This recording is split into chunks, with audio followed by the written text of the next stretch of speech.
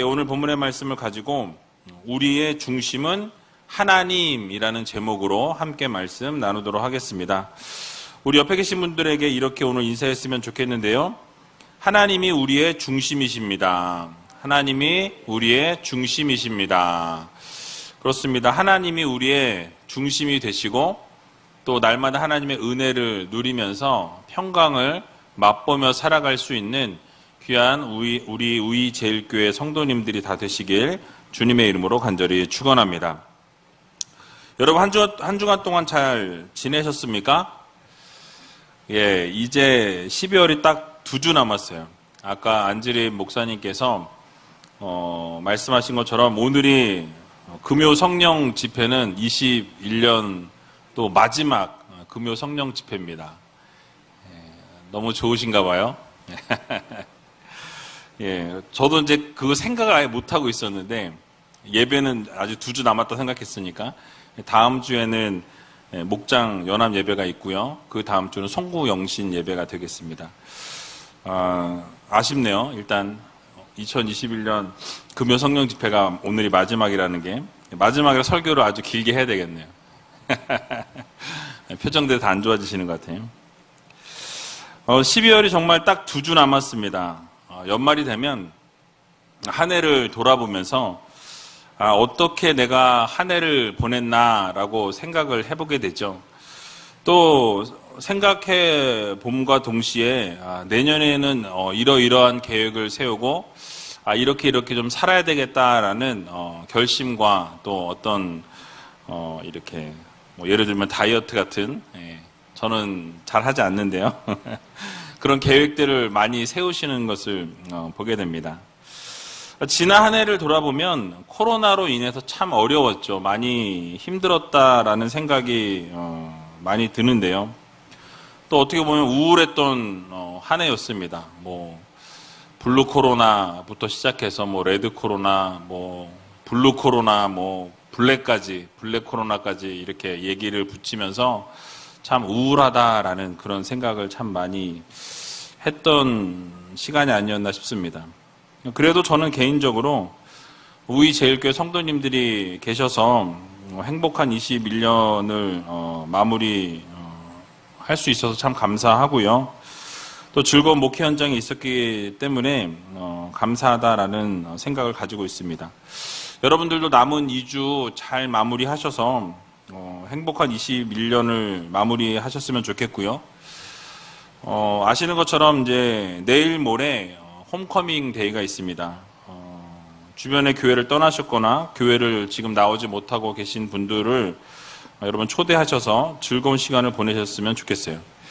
다른 것보다 이 홈커밍 데이를 통해서 우리가 말씀드린 것처럼 잃어버렸던 웃음, 또 우울했던 시간들 내일 모레 다 날려버리고 함께 모여서 즐겁게 교제하고 또 함께 모여서 하나님의 은혜를 나누고 또 서로 이렇게 북돋워주고 위로하면서 격려하면서 그렇게 한 해를 마무리하고자 하는 마음이 제일 큽니다. 그래서 여러분들 홈커밍 대회 혹시 못하면 어쩌나 했는데 오늘 발표난 게 종교시설은 30%까지 접종자로 하면 299명까지 가능하다고 이렇게 발표가 나서 어쨌든 진행을 하려고 해요. 몇 명을 보내시든지 그건 하나님께 맡기고 하나님께서 하시리라 저는 믿고 많이 오는 게 중요한 것이 아니라 여러분들 그 시간들을 통해서 우리가 좀 위로받고 또 그 시간들을 통해서 선물도 받고 그래서 서로가 서로를 좀 이렇게 격려하는 그래서 좀 웃을 일이 없었는데 그날 하루만큼은 또 아주 밝게 웃을 수 있는 그런 시간이 되었으면 좋겠습니다.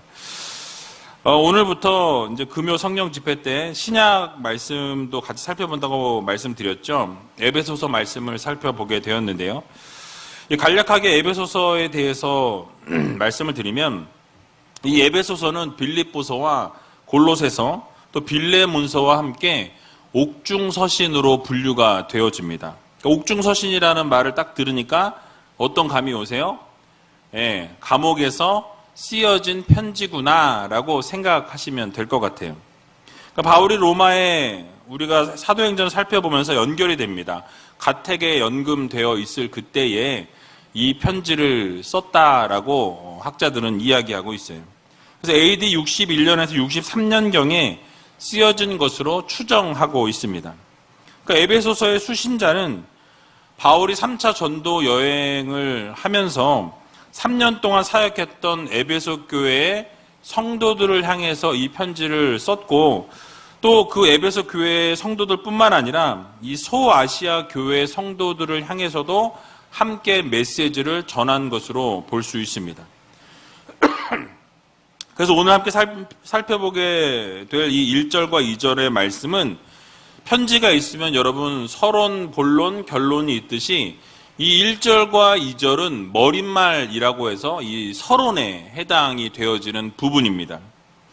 발신자와 수신자를 표기하고 또 수신자들에게 하나님과 그리스도로부터 오는 은혜와 평강이 있을지어다 라고 선포하면서 하나님의 은혜와 하나님의 평강을 그 수신자들에게 빌어주면서 말씀을 시작하는 것이 바로 오늘 본문의 내용입니다. 이 짧은 2절의 말씀이지만 이 말씀을 통해서 하나님께서 우리들에게 허락해 주시고자 하는 교훈의 말씀이 무엇인지 같이 한번 생각해 보는 시간을 갖도록 하겠습니다. 오늘 1절 말씀을 보니까 이렇게 말씀을 시작하죠. 같이 한번 1절 읽어보도록 하겠습니다. 하나님의 뜻으로 말미암아 그리스도 예수의 사도된 바울은 에베소에 있는 성도들과 그리스도 예수 안에 신실한 자들에게 편지하노니. 아멘.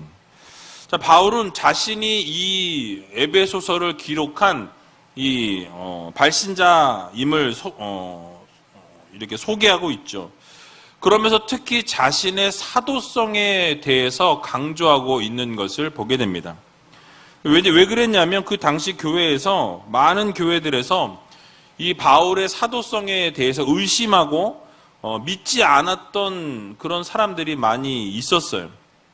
그래서 바울은 자신의 사도권에 대해서 자신이 기회가 있을 때마다 이 사도권에 대해서 변호하는 것을 보게 되죠. 교회들에 보내는 편지마다 보게 되면 자신의 그 사도권, 이 사도로 세움을 받은 것은 내가 원해서 사도가 된 것이 아니요 하나님께서 나를 사도로 세우셨고 부르셨기에 나는 이 사도의 직분을 감당한다라고 이야기하면서 하나님께서 세워주셨다라는 이 사도권의 출처가 하나님이시다라는 것을 강조하는 것을 볼 수 있습니다. 교회에 보내는 편지마다 이 서두에 자신의 사도권에 대해서 분명하게 밝히는 것을 볼 수 있다라는 거예요. 그 사도권의 출처는 바로 하나님의 뜻으로 말미암아 예수의 사도가 된 바울이라고 이렇게 설명하고 있습니다. 이 말은 바울이 사도가 된 것은 나의 의지와 나의 계획과 나의 뜻과 나의 생각으로 되어진 것이 아니라는 거예요. 그럼 누구의 뜻으로? 하나님의 뜻으로 내가 사도로 세움을 받게 되었다라는 거예요. 수동태죠. 내가 나를 세운 것이 아니라 하나님에 의해서 하나님께서 나를 사도로 부르시고 사도로 세우셨으니 내가 그 사도의 직분을 감당한 것이다 라고 이렇게 설명하고 있는 것입니다. 전적으로 하나님의 기쁘신 뜻과 계획으로 말미암아 된 것이었다라고 말씀하고 밝히는 것이죠. 자, 그런데 오늘 함께 살펴보는 1절에도 주어는 하나님으로 시작합니다. 2절과 3절에도 역시 주어는 하나님이 주어가 되는 것을 볼 수 있어요. 결국 본문의 이 주어가 하나님이시다라는 것을 보면서 우리가 생각해야 될 것은 무엇이냐? 항상 사도 바울의 중심에는 누가 있습니까? 하나님이 계셨다라는 것을 알 수 있어요. 그러니까 바울이 하나님을 강조하는 것을 보면서 깨달을 수 있는 것은 우리의 인생이나 우리의 삶의 어떤 모든 영역과 어떤 직분이나 복을 주시는 분이시나 어떠한 곳에 있든지 그 주체가 되시는 분은 바로 전지전능하신 하나님 아버지시라는 이 사실을 여러분들 모두 믿으시기 바랍니다. 사도 바울은 자신이 받았던 이 직분이나 자신이 가지고 있던 지혜 또는 지식, 모든 재능, 재물, 그리고 구원까지도 모두가 어디서부터 받게 된 것이라고 말씀하는 거죠? 하나님으로부터 받게 되었다라고 이렇게 강조하고 있는 거예요. 그래서 가지고 있는 모든 것의 출처는 결국 누구시라고 말씀하는 것입니까? 하나님이시다라는 것을 사도 바울이 강조하고 있는 거예요.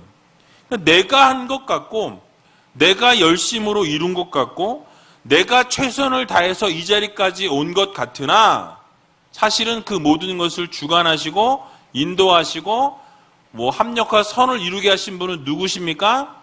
하나님이시라는 것을 명확하게 밝혀주고 있다라는 사실이에요. 모든 것을 주관하시고 다스리시고 인도하신 분이 하나님이시라는 것을 우리는 단 한순간도 잊어서는 안 된다라는 사실입니다. 우리가 가지고 있는 것들 가운데 우리 자신으로부터 나온 것은 하나도 없어요.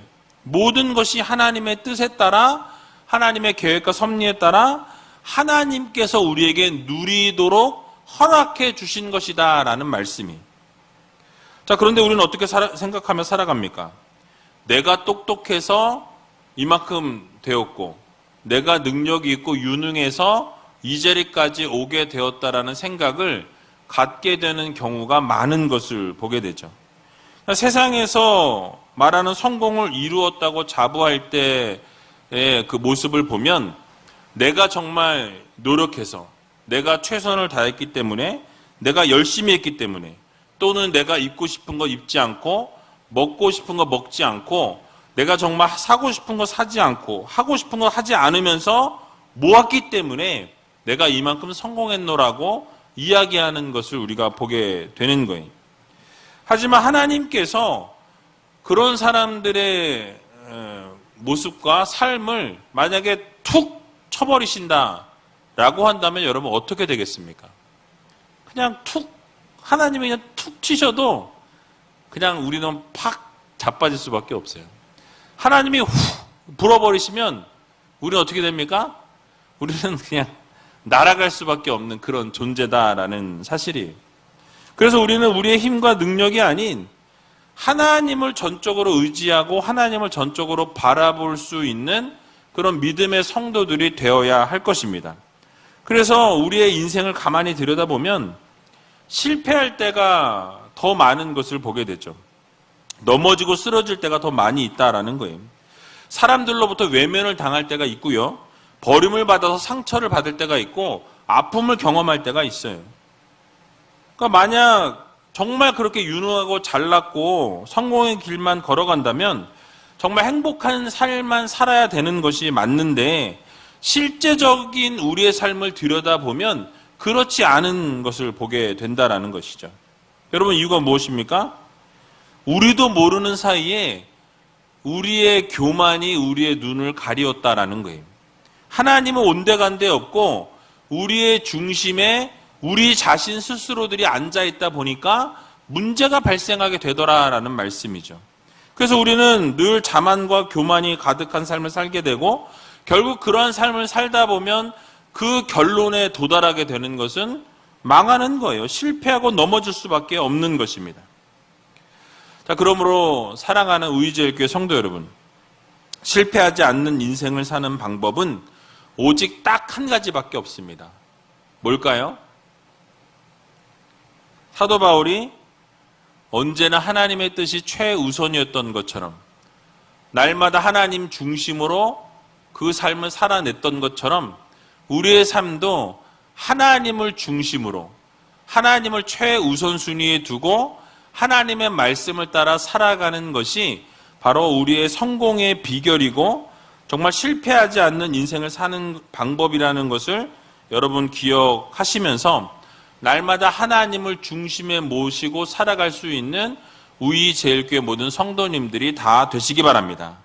그래서 우리의 생각 속에서 하나님을 한순간이라도 놓치지 않도록 늘 하나님을 생각하고 기억하고 하나님과 늘 동행하는 삶을 살아가는 성도들이 되어야 한다라는 사실이에요.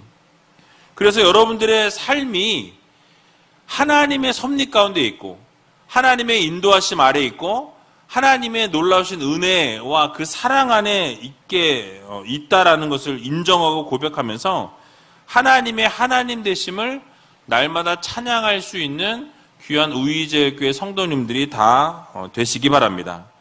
그래서 사도 바울이 고린도전서 15장 10절에 보면 이렇게 고백합니다. 뭐라고 고백합니까? 같이 한번 읽어보도록 하겠습니다.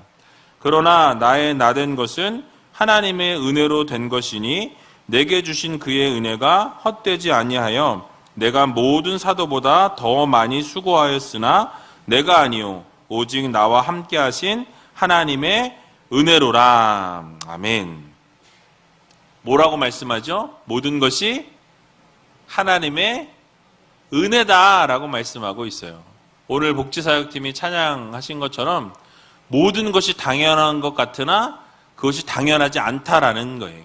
하나님의 은혜로 된 것이다라는 이 사실을 여러분들 모두 꼭 기억하시기 바랍니다.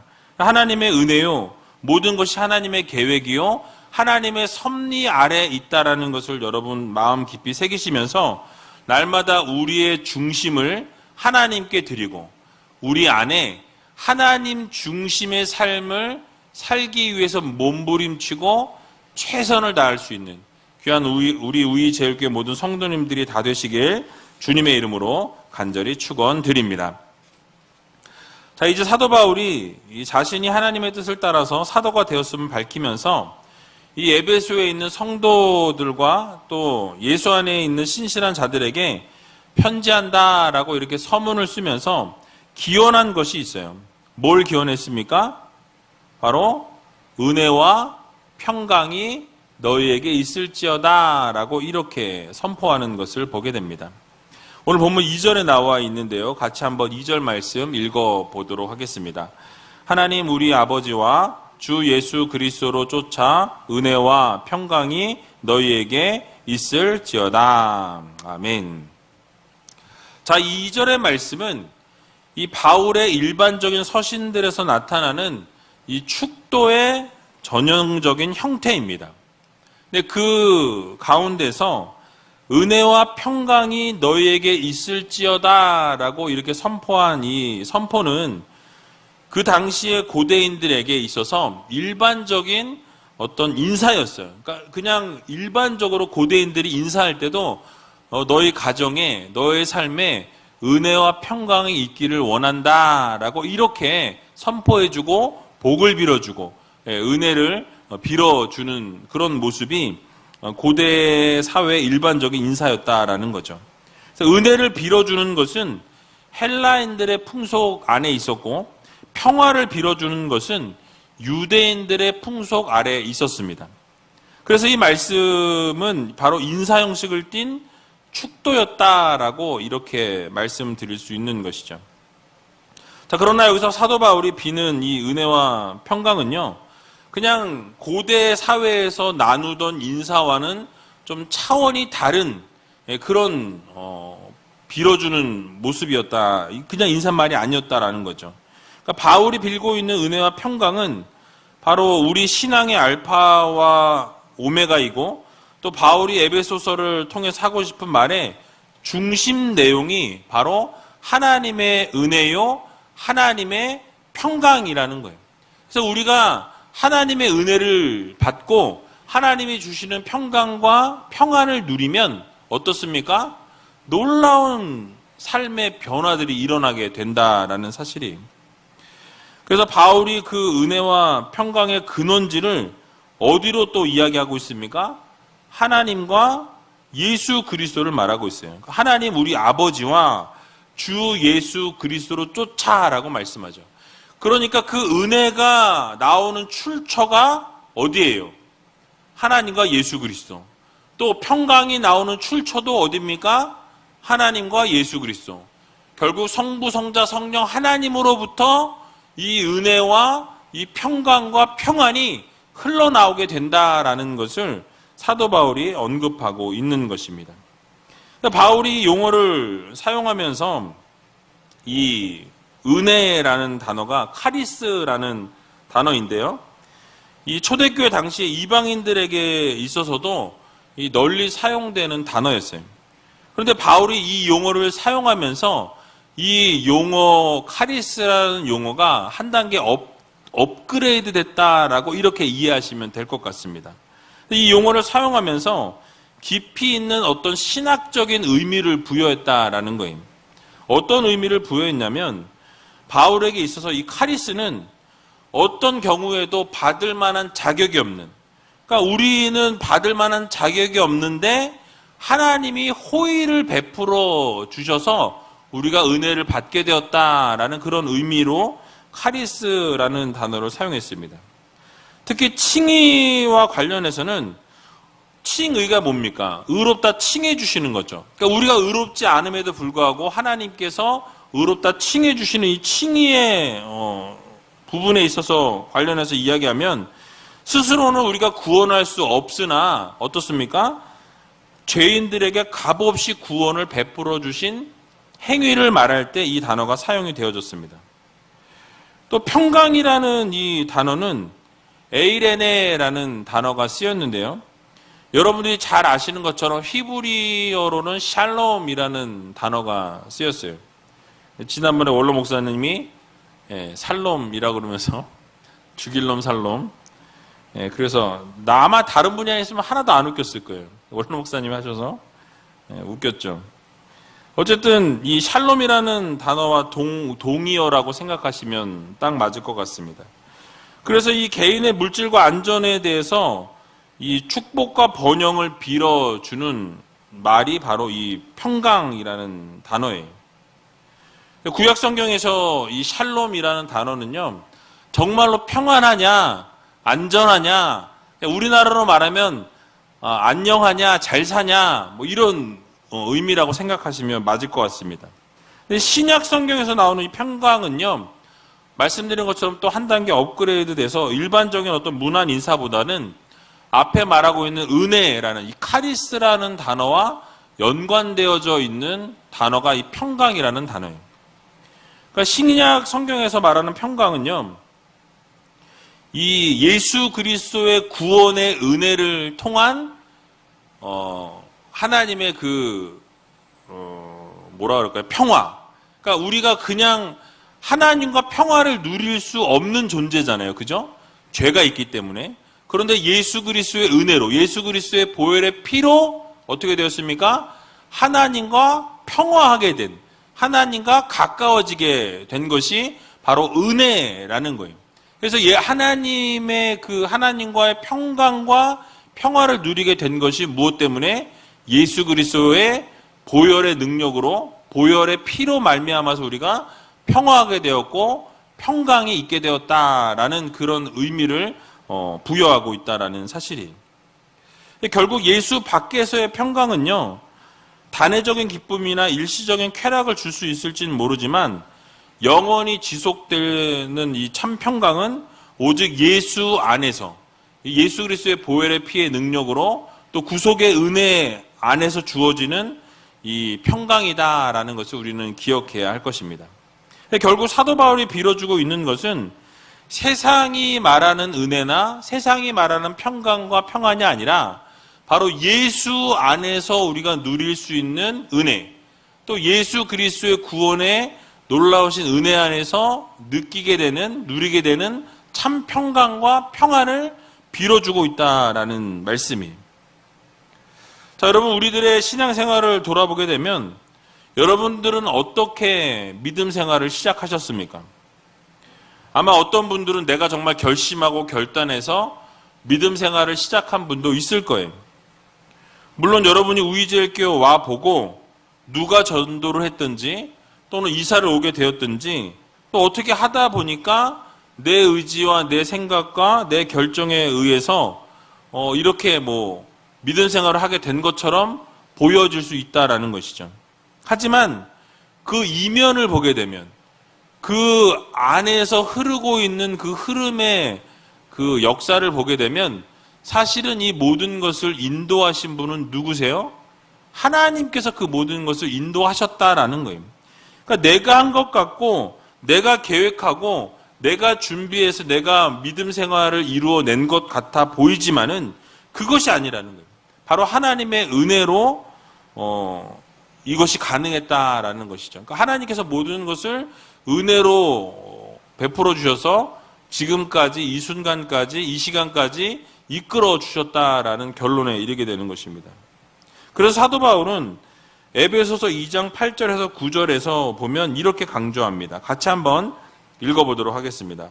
너희가 그 은혜를 인하여 믿음으로 말미암아 구원을 얻었나니 이것이 너희에게서 난 것이 아니요 하나님의 선물이라.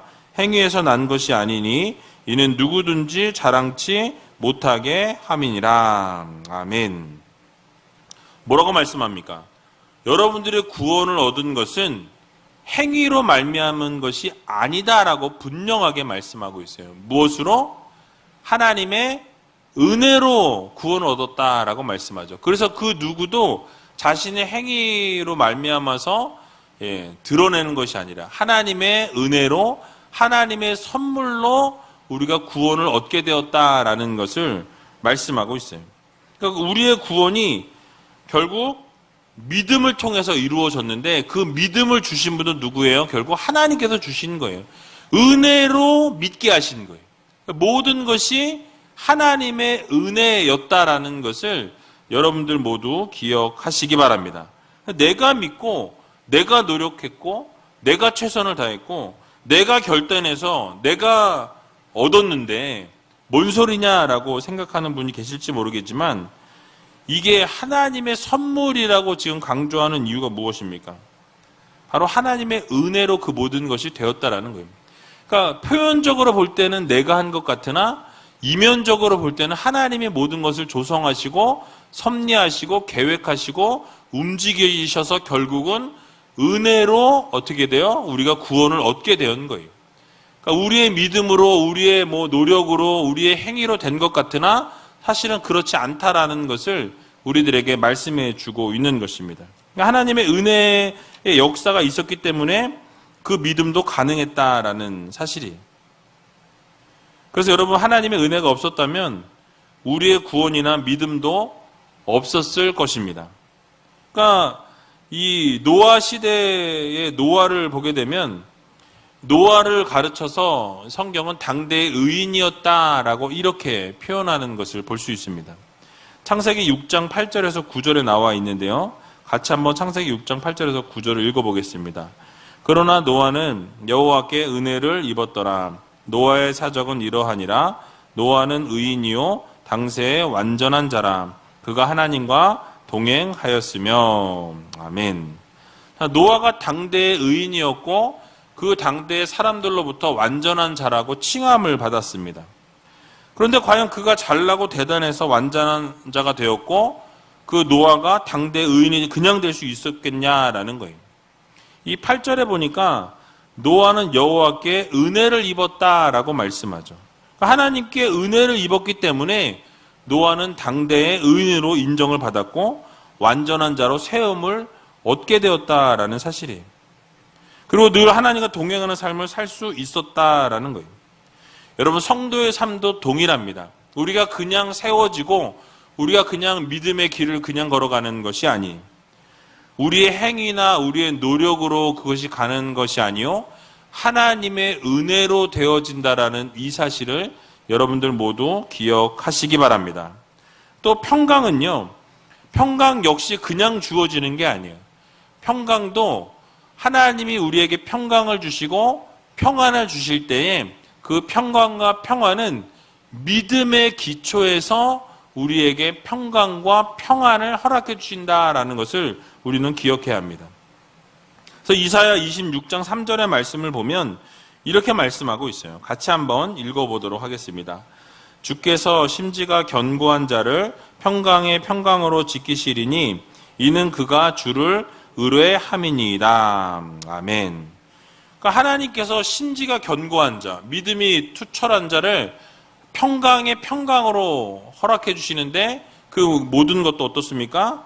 하나님을 의뢰할 때, 전적으로 의뢰하고 하나님을 믿을 때 하나님께서 평강의 평강으로 함께 하신다라고 말씀하고 있는 것을 보게 되죠. 그러니까 여러분, 우리가 하나님을 섬기고 전심으로 믿을 때 하나님이 우리 안에, 여러분 안에 참 평안과 참 평강을 허락해 주신다라는 말씀이에요. 여러분, 우리 안에 평안과 평강이 없다면 우리가 정말 믿음 생활을 바르게 하고 있는지 우리 자신을 들여다볼 필요가 있다라는 거죠. 내가 바른 믿음 생활을 하고 있다면, 하나님 앞에서 바른 믿음으로 나아가고 있다면 우리 안에는 참 평안과 평강을 하나님이 허락해 주신다라는 말씀이에요. 그런데 우리가 평안과 평강이 없다면 우리 자신이 바른 믿음으로 서 있지 못하다라는 반증이 되어진다라는 거죠. 왜냐하면 평강과 평화가 믿음에서부터 출발하기 때문에 그렇습니다. 여러분, 이 자리에 앉아 계신 분들 가운데 또는 인터넷으로 보고 계시는 분들 가운데 마음에 평강이 없고 평안이 없는 분들, 또는 불안하거나 두려움이 있거나 괴로움과 절망과 낙심과 원망이 있다면 여러분, 우리의 믿음을 먼저 점검해 보아야 합니다. 내가 과연 믿음으로 서 있는가? 내가 바른 믿음 생활을 하고 있는가? 하나님께서 분명히 나에게 평안과 평강을 주신다고 하셨는데 그 평안과 평강의 그 뿌리는 믿음에서부터 나온다라는 사실이에요.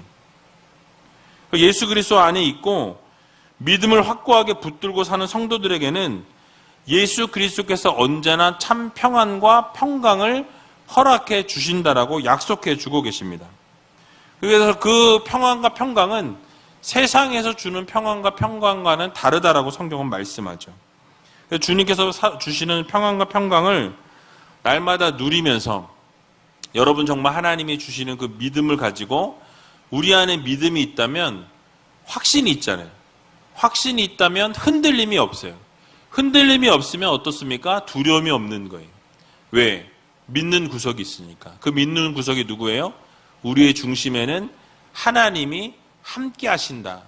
하나님이 우리 중심 가운데 거하신다라는 것을 여러분 믿으면서 어떠한 두려움과 어떠한 그 어려움과 또는 고난과 환난 가운데서도 날마다 주님을 붙들고 그 모든 것을 다 이겨내고 뛰어넘을 수 있는, 그래서 은혜로 하루하루 살아갈 수 있는 저와 여러분들이 다 되시길 주님의 이름으로 간절히 축원드립니다.